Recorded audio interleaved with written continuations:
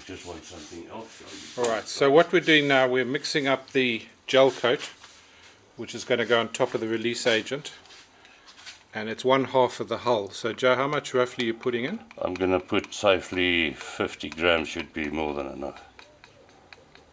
Yeah, something like that. 150? No, just 50. Oh, 50. Oh, sorry, okay. Just 50, that should be fine. A little bit more. 50 grams. 62 ounces. And then how many drops of... that should take 20 drops. I'm going to put a little bit more.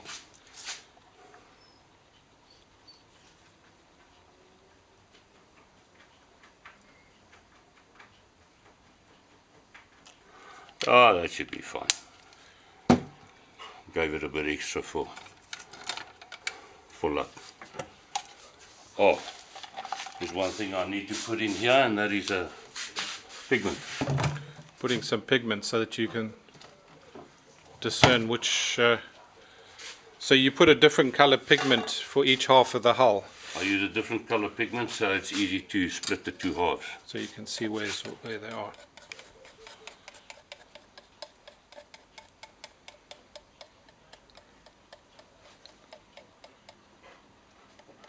So it's what, about a teaspoon? About half a teaspoon should be fine. Okay, half a teaspoon.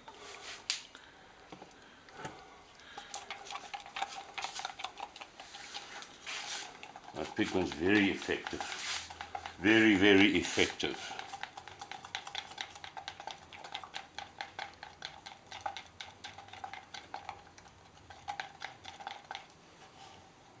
That should do it. Okay. Just let me get past you here. Alright, so you can see the pink coating for the release agent is now dried nicely. And here comes Joe with the first gel coat.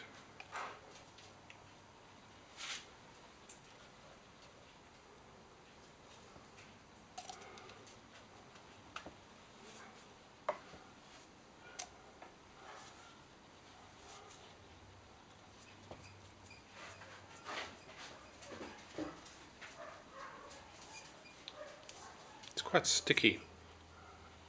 It is sticky, it doesn't smooth on that evenly as resin, for instance.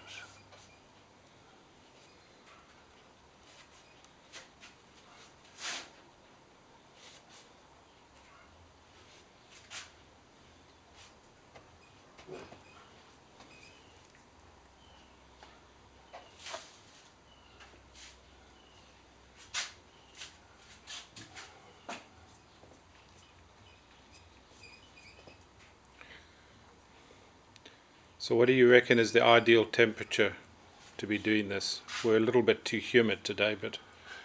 Temperature of 20 degrees is perfect, but the humidity is way high today. What ideally should it be? That's 60%? On this thing it should be about not higher than 60. Okay. And you shouldn't be doing this if it's colder than what? Oh no, it doesn't matter. It's just your viscosity of this stuff is obviously a lot thicker. It's a lot thicker in the cold. And it goes off, takes a lot longer to go off. So basically you put in the gel coat on there just to the just taping. Up to the tape. Unfortunately our tape is black and our gel coat is black. Yeah, okay, should have put white on.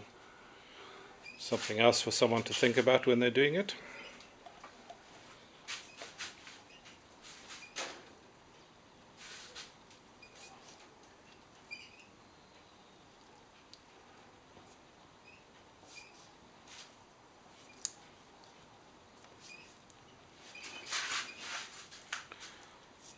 And ideally this should be left to dry for how long? Oh, about 6 hours. Is it? So ideally perhaps overnight would be perfect. Better. And you put how many coats on, Joe, of this gel coat? Minimum 2. Minimum of 2? Yeah. Okay, so we're not going to be, the idea is on this particular hull we're not going to be pulling off maybe more than maybe 2 or 3 hulls at the most. Yeah, but that wouldn't affect it. Yeah. It wouldn't affect that at all. But when you polish the mould each time for laying up another hull, you're obviously polishing into the gel coat, aren't you? Yes, it gets better and better. Does it? Yeah. Oh. You're going to be just a bit short, are you? Ah, it looks like it. Sod's law. Anyway. I didn't want to mix too much.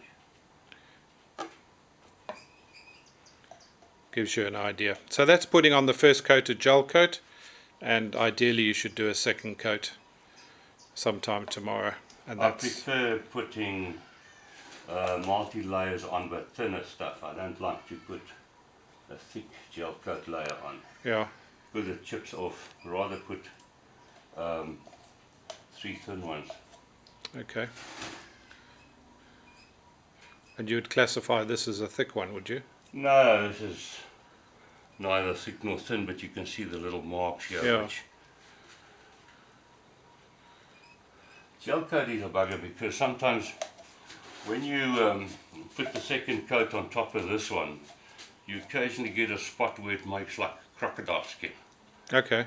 And oh, it's been really painful for me sometimes, and it's not something I can explain to anybody because it's where the styrene reacts with the first layer, and I can lay up several boats and 4 will be fine and the 5th one will be a disaster. There's no explanation for it. I've been to NCS Resins and all these people, and all they tell me is put more styrene in. Well, we've just made it. Okay. So maybe then probably more towards maybe 55-60 grams would have been ideal. I think one shouldn't go minimum. Next coat I'll mix 70. That's fine. Anyway.